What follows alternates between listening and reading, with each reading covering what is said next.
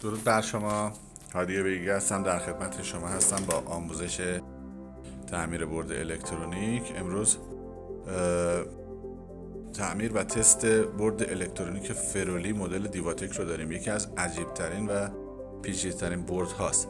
از لحاظ عملکرد خیلی شبیه به مکانیسم بقیه پکیج هاست، اما تفاوت های خاصی داره که شما برای تست و رانندگیش نمیتونید از دستگاه های عادی، تسترهای معمول استفاده کنید.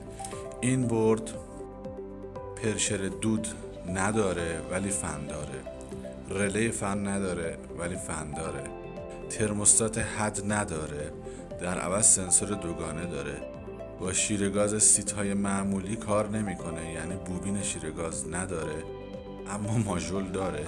ماژول های مختلفی هم داره، یعنی اگر شما فیش گاز پکیج رو وصل نکنی ارور میده، سنسور دوگانه رو وصل نکنی ارور میده، فن رو وصل نکنی ارور میده. البته نه در لحظه، بعد از کار ارورهای عجیب میده که توی هیچ کدوم از لیست ها هم نیست.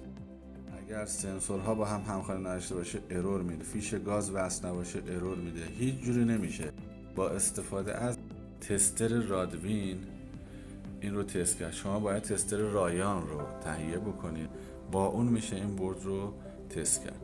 حالا برای تست من برق دستگاه رو وصل میکنم، برد میاد، ورژن دستگاه 04 هست، در حال ارور دادن هست. ببینیم ارور چیه. حالا که ریستش کردیم رفت حالت F8. در حالت F8 120 ثانیه مدار رو میچرخونیم، سنسورها رو چک میکنه.